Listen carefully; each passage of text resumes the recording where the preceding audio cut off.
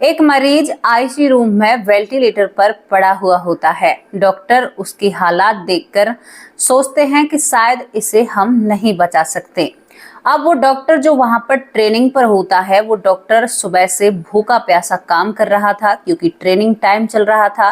दोस्तों, वो दिमाग का एक बहुत अच्छा डॉक्टर बनने वाला था भविष्य में आगे चलकर। अब यहाँ पर ये डॉक्टर जल्दी जल्दी में खाना खाने की तैयारी करता है अपने कमरे में जाकर, और सोचता है कि जल्दी से खाना खाता हूँ और खाना खाने के बाद इस मरीज के परिजनों को यानी इसके परिवार वालों को ये खबर देता हूँ कि देखो भाई, आपका जो मरीज है उस पर हम कोशिश कर सकते हैं, लेकिन उन्हें हम बचा सके या ना बचा सके इसकी कोई गारंटी नहीं लेते। हालांकि आमतौर पर हर मरीज की डॉक्टर गारंटी नहीं लेता है, चाहे उसे बुखार ही क्यों ना हो। अब इस पर ये डॉक्टर, बहुत सीरियस हालत होती है इस मरीज की, तो ये जल्दी जल्दी में सॉस से कुछ खा रहे थे, तभी इनके कपड़ों पर सॉस गिर जाती है। जब इनके कपड़ों पर सॉस गिर जाती है तो ये उन्हें पोंछते हुए और जल्दी से खाना कंप्लीट करते हुए इनके मरीज के परिवार वालों के पास जाते हैं, जो कि नीचे वाली बिल्डिंग पर होते हैं, यानी नीचे वाले फ्लोर पर होते हैं। वहां पर जाकर ये परिवार वालों से बात करते हैं, एक कागज पर साइन कराते हैं, जो हमारे भारत में भी किया जाता है, हर जगह किया जाता है, और पूरे परिवार को बता दिया जाता है कि आपके मरीज की बचने की संभावना बिल्कुल 80% यानी 80% है। हम इस पर कुछ भी नहीं कर सकते, वो बहुत ही सीरियस हालत में हैं। अब ये सब कुछ यहाँ पर हो जाता है, और ये डॉक्टर जो बन रहे थे, जो ट्रेनिंग कर रहे थे, ये केवल दिमाग ही डॉक्टर बन रहे थे। ये दिमाग की जांच करना दिमाग के बारे में, क्योंकि हर एक चीज का अलग डॉक्टर होता है। इस डॉक्टर का मैं आपको नाम भी बताती हूँ, लेकिन दूसरे दिन जब सुबह होती है तो एक चमत्कार इनके सामने हो जाता है, जिसकी बिल्कुल 80% या 90% था कि ये बचेगा नहीं बिल्कुल भी। वो इंसान सुबह होश में आ जाता है और बोलने लगता है, लेकिन वो डॉक्टर से कुछ ऐसा कहता है कि उस डॉक्टर के जो ट्रेनिंग पर चल रहा था होश उड़ जाते हैं। और इस मरीज की बातों को सुनकर डॉक्टर अपनी पूरी जिंदगी इस मरीज के साथ हुए हादसे में जो कुछ हुआ था इस पर रिसर्च करने में निकाल देते हैं, और वो आज एक नामी गामी डॉक्टर हैं। दोस्तों, आखिरकार उस मरीज ने ऐसा क्या कहा था?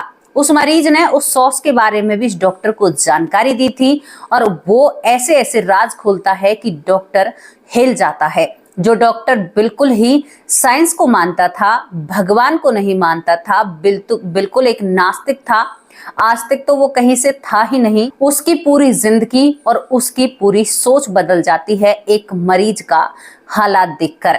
तो क्या आप इस रोचक सी कहानी को सुनने के लिए तैयार हैं? सत्यता पर रखी हुई एक ऐसी घटना है जिसे सुनकर आप भी हैरान और सोच में पड़ जाएंगे। और हाँ, आपको एक और जानकारी दे दूं, आपके देश में कोई भी घटना घटित होती है तो आप बहुत महान हैं, बहुत समझदार हैं। आप पता है उसको क्या कहते हैं? ढोंग कहते हैं। कहते हैं कि साइंस बहुत बदल चुका है, विदेशों से आई हुई बातों को आप ज्यादा महत्व देते हो, विदेशों से आए हुए फैशन को, कपड़ों को, विदेशों के खाने को, विदेशों की बातों को, विदेश की साइंस को, विदेशी कल्चर आप अपना रहे हो, वेस्टर्न कल्चर जो आप अपना रहे हो, और अपने देश की जो संस्कृति, जो हमारे बड़े बूढ़े या हमारे संत ऋषि जिन्होंने किताबों में पहले ही लिख कर रख दिया था कि हमें अपनी जिंदगी कैसे जीनी है, हमारी मृत्यु क्या है, जन्म क्या है, ग्रहों की चाल क्या है, सूर्य की क्या चाल है, गर्मियों के बारे में हमारे ऋषि मुनियों ने पहले ही लिख कर रख दिया था।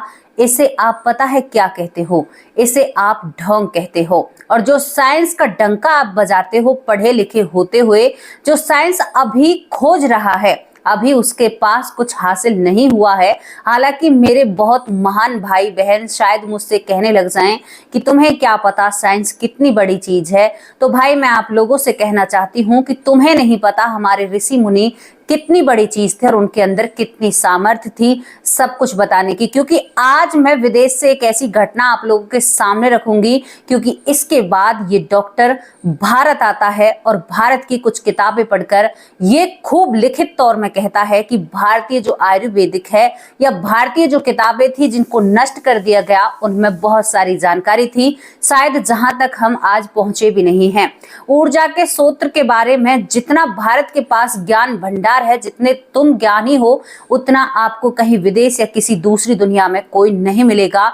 क्योंकि भारत में ऐसी ऐसी चीजों के राज छुपे हैं। क्योंकि ऊर्जा का सूत्र किसे कहते हैं, यानी हमारी आत्मा को, और सबसे ज्यादा हमारे भारत में आपको इसके बारे में जानकारी मिलेंगे। हम एक ऐसे महान देश से हुए हैं जिस देश की गाथाएं अगर हम पढ़ने या देखने बैठ जाएं तो उनके मात्र से ही हमें बहुत ज्यादा ज्ञान और बोध हो जाता है। और तुम उसी चीज को छोड़कर उस विदेशी कल्चर पर जा रहे हो जहां पर शायद महिलाएं आधी है और उसे तुम कहते हो कि मर्दों की नजरों में खराबी है। मैं एक महिला होते हुए मुझे कई बार कमेंट आते हैं, महिलाएं कहती हैं कि आप महिलाओं की दुश्मन हैं। बिल्कुल नहीं हूं। पहले का जमाना था जब हम छोटे थे तो हमारे बाबा, पिताजी, चाचा एक नेकर में मतलब गांव में घूम आया करते थे, कोई प्रॉब्लम नहीं थी। ठीक है, एक महिला आज बिगनी पहनकर अपने आप को फैशन का एक डंका बजाती हुई नजर आती है। क्यों भाई आप बिगनी पहनकर, अच्छा ये और कहती हैं कि भाई मेरा तन है, मैं जिस हिसाब से चलना चाहती हूँ उस हिसाब से चल सकती हूँ। चलो भाई ठीक है, आप जिस हिसाब से चलना चाहती हो उस हिसाब से चल सकती हो, लेकिन आपकी अभद्रता, आपकी संस्कृति यहाँ की नहीं है। बिल्कुल हम खुले शब्दों में कहते हैं, भारत की संस्कृति ये नहीं है कि आप अभद्र कपड़े पहने। यहाँ पर पुरुष भी पूरे अच्छे ढके हुए कपड़े पहनते हैं और महिलाएं भी अपने तन को ढककर बहुत सुंदर और बहुत खूबसूरती से लगती हैं। ये बात सत्य है, आप मानो या ना मानो। विदेशों में साड़ी पहनना शुरुआत हो चुकी है, लेकिन यहाँ पर भैया वही आप वहां से लेकर उन कपड़ों को यहाँ पर पहन रही हैं और यहाँ पर अपना एक फैशन या एक जलवा उसे मानती हैं। ये आपकी सोच है, हमारी सोच नहीं है। जहां तक हमारी सोच जाएगी भैया, हमारा तो उतना ही एक लक्ष्य है। हम अपने बच्चों से भी सीख देते हैं, हालांकि वो माने या ना माने ये विधाता के हाथ में है, कि बेटा जितने दिन की जिंदगी है, जो तक मैं जीवित हूँ, जब तक आपको अपना पहनावा, अपनी संस्कृति, अपने जो हमारे संस्कार हैं वो नहीं भूलने चाहिए। तो चलिए दोस्तों, आपको सामने विदेश का एक ऐसा सत्य रखते हैं जिस सत्य को सुनकर हैरान हो जाएंगे। यहाँ पर अमेरिका के एक डॉक्टर ब्रूस ग्रेशन, जिनके नाम को आप बखूबी जानते हैं, वो अपनी एक घटना सभी के सामने साझा करते हैं। घटना क्या होती है, मरकर एक मरीज जीवित हुआ था, जिस पर आप यकीन नहीं करते हो ना। मैंने बहुत सारी घटनाएं बताई हैं, बहुत सारी आपको सबूतों के साथ बताई हैं, जगह बताई है, पता बताया है, उसमें भी आप कहीं ना कहीं तर्क निकाल देते हैं। डॉक्टर ब्रूसन ग्रेशन बताते हैं 1970 की बात होती है, उनके साथ जो हादसा होता है उन्हें ये हादसा का ही रूप देते हैं। कहते हैं कि मैं भगवान से जुड़ चुका हूं तभी से। अब यहाँ पर ब्रूस उस समय दिमाग के डॉक्टर बनने की ट्रेनिंग कर रहे थे। अब मैं ऐसी भाषा क्यों बोल रही हूँ, क्योंकि जो मेरा परिवार है उसको यही भाषा समझ आएगी, और कुछ लोग ऐसे भी हैं जो और तरह की भाषा को भी समझ सकते हैं। अब वो दिमागी डॉक्टर की बनने की जब ट्रेनिंग कर रहे थे या तैयारी कर रहे थे, तभी वहां पर एक केस आता है। एक लड़का जो बहुत ही भीषण एक्सीडेंट में उसकी हालत बहुत खराब होती है। यहाँ पर ब्रूसन ग्रेशन उस मरीज को तुरंत आईसीयू रूम में भर्ती करते हैं। वहां पर उसको दवाइयों की शुरुआत चल जाती है और जाते ही उसको वेंटिलेटर पर डाल दिया जाता है। अब इस मरीज को जब वेंटिलेटर पर डाला जाता है तो ब्रूसन बताते हैं कि जब हम उन्हें डालते हैं, जब मशीन उनकी जांच करती है, क्योंकि उसे देखकर लग रहा था कि केवल इसकी नब्ज चल रही है, बाकी इसमें कुछ भी नहीं है, तो मशीनें भी बता देती हैं कि ये जीवित नहीं रहेंगे। अब ब्रूसन को ये देखकर बहुत दुख हो रहा था, क्योंकि जो ये मरीज था ये करीबन 22 से 23 साल की उम्र का लड़का था, जवान था। तो ब्रूसन को इस बात को सुनकर बहुत बुरा लग रहा था। ये शाम के वक्त का केस होता है, 1970 की बात आपको मैं बता रही हूँ। अब यहाँ पर जो डॉक्टर ब्रूशन होते हैं, जो दिमागी डॉक्टर होते हैं, ये इनके दिमाग की गतिविधियों पर ध्यान रख रहे थे। तभी इनको आदेश मिलता है कि भाई इनके घर वालों को खबर कर देनी चाहिए कि हम इनको केवल 2% ही बचा सकते हैं, यानी 98% हम इनको नहीं बचा सकते। हालांकि शुरुआती में मैंने आपको 80 से 90 तक बताया था, लेकिन हालात बिगड़ने के ऊपर अब यहाँ पर ब्रूशन कहते हैं कि क्या मैं कुछ खा सकता हूँ, सुबह से मैं काम कर रहा हूँ, क्योंकि इनकी भी जवानी की अवस्था थी और ये भी काम में डॉक्टरी सीख रहे थे। अब यहाँ पर ये खाने के लिए अपने कमरे में जाते हैं। कमरे में जाने के बाद ये अपना खाना खाते हैं और सॉस से कुछ चीज खाते हैं, यानी खाना सॉस से खा रहे थे। टमाटो सॉस होती है। खाते वक्त वो सॉस इनकी कमीज पर या शर्ट पर लग जाती है। उसे एक कपड़े से पोंछते हैं और पोंछने के बाद अपना डॉक्टरी का कोट पहनते हैं और उस दाग को उस कोट में ढक लेते हैं। इसके बाद खाना जल्दी जल्दी कर कर इनको ये खबर इनके घर वालों को देनी थी, जो मरीज होता है। तो यहाँ पर ब्रूस ग्रेशन इनके घर वालों के पास जाते हैं, जो कि नीचे वाली मंजिल पर इंतजार कर रहे थे। डॉक्टर को आता देख घर वालों की आंखों में एक चमक होती है और सबसे पहले उन घर वालों का यही सवाल होता है कि डॉक्टर, हमारे मरीज की हालत कैसी है, क्या वो ठीक तो हो जाएगा ना? अब वो ठीक है, खतरे से बाहर है। यहाँ पर ब्रूशन बताते हैं कि मैं उनके सवालों को सुनकर घबरा जाता हूँ, क्योंकि मेरा भी शुरुआती दौर होता है। मुझे भी लगता है कि मैं इनकी उम्मीदों पर खरा क्यों नहीं उतर पा रहा हूँ। उसे बहुत बुरा लगता है। तभी डॉक्टर कहते हैं कि क्या आप लोग बैठ सकते हैं।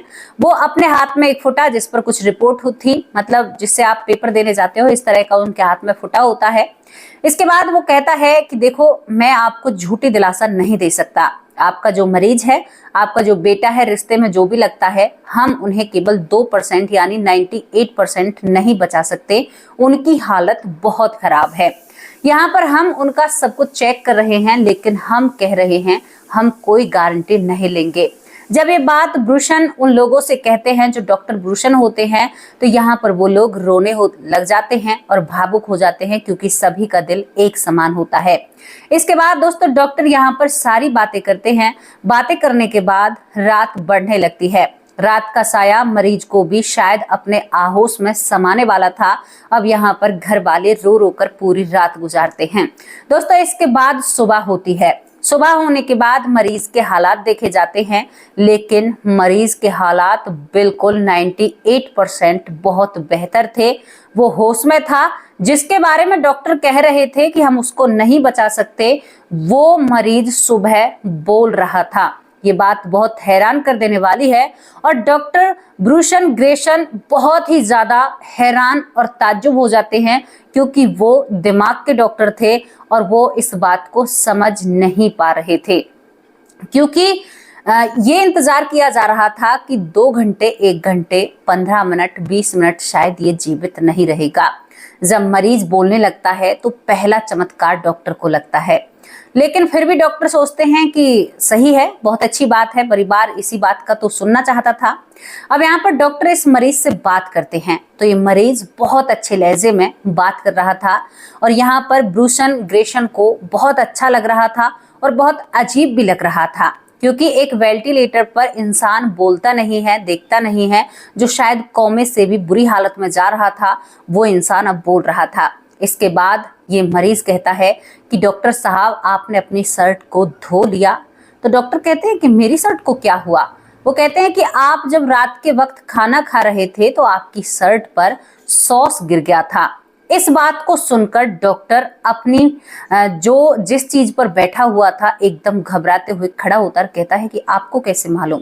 वो कहता है कि मुझे ये भी मालूम है कि आप मेरे नीचे परिवार वालों से क्या बात कर रहे थे। आप कह रहे थे कि मैं नहीं बचूंगा, मैं तो जीवित हो गया, मैं मरकर जीवित हुआ हूँ। अब इस बात को डॉक्टर कैसे यकीन करे? हजम करने वाली बात नहीं थी कि ऐसा कैसे हो सकता है। मशीनों ने नहीं बताया, क्योंकि इसके बाद वो गहरी नींद में चले जाते हैं। हालांकि सब निगरानी में रहता है। यहाँ पर नर्स बताती है कि एक पल के लिए लगा था कि ये जीवित नहीं है। दोस्तों मशीनें बिल्कुल हल्का हल्का काम कर रही थी। अब इसके बाद ये मरीज जब बताता है कि इसने इसके परिवार वालों से क्या बात कही, हूबहू सारी बातें ये डॉक्टर ब्रूशन के सामने रख देते हैं। डॉक्टर ब्रूसन उसी दिन से हैरान और ताज्जुब भरे हो जाते हैं कि ये मामला क्या है। तो ये इस मरीज से पूछना चाहते हैं, आखिर क्या बात है, तुम्हें ये सारी बातें कैसे पता है, तुम तो बिल्कुल मरने की कगार पर थे। तो यहाँ पर ये मरीज बताता है कि जब आप मुझे देखकर जा रहे थे तो मैं महसूस करता हूँ कि मैं अपने शरीर से बाहर निकल चुका हूँ।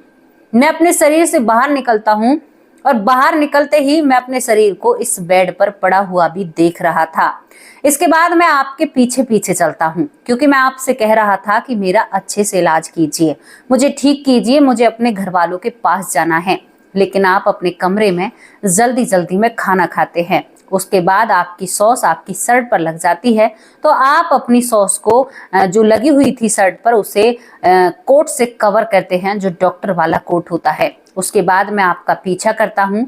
पीछा करते करते आप मेरे परिवार के पास जाते हैं और मेरे परिवार को ये सारी खबर देते हैं कि मैं नहीं बचूंगा। इस बात को सुनकर मुझे बहुत दुख होता है और एहसास होता है कि शायद मैं मर चुका हूँ। अब तक मैं अपने आप को जीवित देख रहा था या जीवित सोच रहा था, लेकिन अब मुझे मालूम हुआ कि मैं मर चुका हूँ।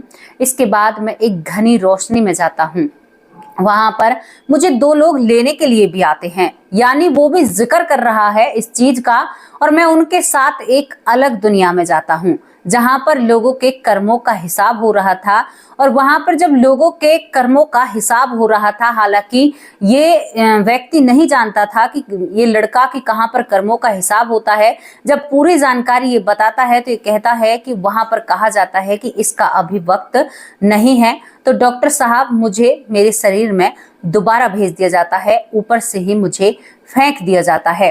वो दुनिया इतनी खूबसूरत थी, मैं अपने आप को हल्का और बहुत सुखी महसूस कर रहा था।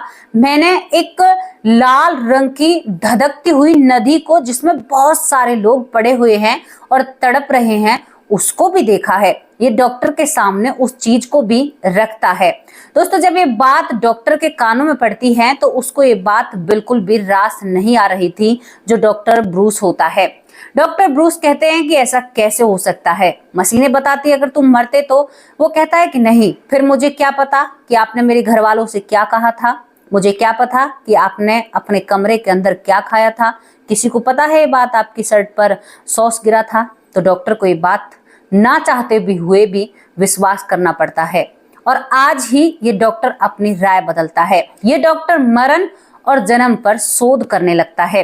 दोस्तों, यहाँ पर ये यूनिवर्सिटी ऑफ वर्जीनिया के सबसे नंबर 1 वो डॉक्टर हैं, वो रिसर्चर हैं जिन्होंने मृत्यु और जन्म पर बहुत ज्यादा शोध की है और बहुत कुछ दुनिया के सामने लाया है। लेकिन उनके पास भी इन सवालों के जवाब नहीं है कि मृत्यु क्यों होती है, जन्म क्यों होता है और कुछ लोग मरकर जीवित क्यों हो जाते हैं। उनके पास आज भी इन सवालों के जवाब नहीं है। तो यहाँ पर यह घटना इस डॉक्टर को झंझोर कर रख देती है, इस डॉक्टर की पूरी जिंदगी बदल देती है। एक परिवार को अपना बेटा मिल जाता है और दोस्तों यहाँ पर ये व्यक्ति या ये लड़का नरक लोक का जिक्र करता है जो कि अमेरिका का रहने वाला था। अब इस बात पर आप क्या कहोगे? जिस यूनिवर्सिटी ऑफ वर्जीनिया का मैं आप लोगों से नाम ले रही हूँ, ये बहुत बड़ी यूनिवर्सिटी है, ये पूरे विश्व की नंबर 1 यूनिवर्सिटी है। इसमें जाने माने साइंटिस्ट, जाने माने रिसर्च करता और बहुत लोग इससे जुड़े हुए हैं। तो अब आप क्या कहोगे? क्या अब आप इसको भी ढोंग बताओगे? यहाँ पर भारत का कोई भी मेंबर नहीं है। इसके बाद जो ब्रूस ग्रेशन होते हैं, जो बहुत बड़े डॉक्टर होते हैं, वो भारत आने का दौरा करते हैं, भारत की बहुत आध्यात्मिक किताबों को पढ़ते हैं जो कि सनातन संस्कृति से जुड़ी हुई होती हैं। उन किताबों को पढ़ने के बाद उनकी सोच बदल जाती है। वो भगवानों को यानी ईश्वर में उनकी बहुत आस्था बढ़ती है। वो ये भी समझते हैं कि सभी भगवान एक समान होते हैं, सभी का मान सम्मान करना चाहिए और यहाँ पर सब कुछ उनके हिसाब से मिलेगा, सब कुछ हमारे लिए प्रकृति तय करेगी। और वो बहुत ही ज्यादा इन चीजों को मानने लगते हैं और बहुत कुछ समाज के सामने लेकर आते हैं। दोस्तों, उनकी एक रिसर्च के अनुसार सबके सामने आया है, जिन 10 लोगों की मृत्यु होती है उनमें से एक इंसान की मरकर जीवित होने की आशंका होती है, यानी 10 लोगों में से एक इंसान मरकर जीवित हो जाता है, यानी कुछ ऐसा महसूस करता है। अब आपको एक और चीज आप लोगों के सामने रखूं, साइंस जो हमारी होती है वो कहती है कि इंसान एक लंबे ख्वाब में यानी लंबी नींद में जाता है और जब इन चीजों को महसूस करता है या तो अपनों से मिलता है या अपनी बनाई हुई दिमाग के अंदर उस दुनिया में जाता है। अब यहाँ पर उस साइंस को ये बात चुनौती देती हुई नजर आती है, जो कि डॉक्टर ब्रूस ग्रेशन बताते हैं कि भाई इसमें उस लड़के ने अपने दिमाग की दुनिया नहीं बनाई। मैं खाना खाता हुआ वो लड़का कैसे देख सकता है जो वेंटिलेटर पर पड़ा हुआ था। उनके घर वालों से मैंने जो जो बात की उसे एक एक बात पता थी, ये बात कैसे पता होती है। तो ये साइंस को ये बातें मात देती हैं, जो कि डॉक्टर खुद ब्रूस ग्रेशन कहते हैं कि भाई कुछ ना कुछ बहुत बड़ा रहस्य है जिससे शायद हम कहीं ना कहीं अभी रूबरू नहीं हुए हैं। एक जाने माने डॉक्टर इस बात को कहते हैं, कई रिसर्च और कई चीजों के सामने वो फेल हो जाते और कहते हैं कि साइंस अभी वहां तक नहीं पहुंचा है जहां तक शायद कभी भारत के ग्रंथ वेद पहुंच चुके हैं। उनका खुद का ये कहना है।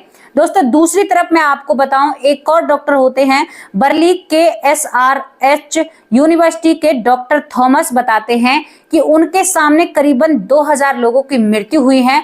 उन्होंने भी मरण और जन्म पर बहुत भारी रिसर्च की है। वो बताते हैं कि मैंने जन्म और मरण को 5 दरों में बांटा है, यानी मृत्यु को मैंने 5 दरों में बांटा है। जिस तरह से मैंने आपको कल बताया था ना, ये हमारे शास्त्र की बातें थी, आज आपको साइंस की बातें बता रही हूं मैं। 2 पहलुओं से आपको मैंने चीजों से रूबरू कराया है। कुछ तो सीखो इससे, कुछ तो जानो और कुछ अपने आप को पहचानो कि आप क्या हो। आप जिन चीजों को आजमा रहे हो ना, वो तुच्छ हैं आपके सामने, वो कुछ भी नहीं है। जो कुछ हमारी संस्कृति है उसके सामने सब कुछ छोटा है। मैं दावे के साथ आप लोगों से ये कह सकती हूँ। दोस्तों यहाँ पर उन्होंने 5 दरों में कैसे बांटा है मृत्यु को।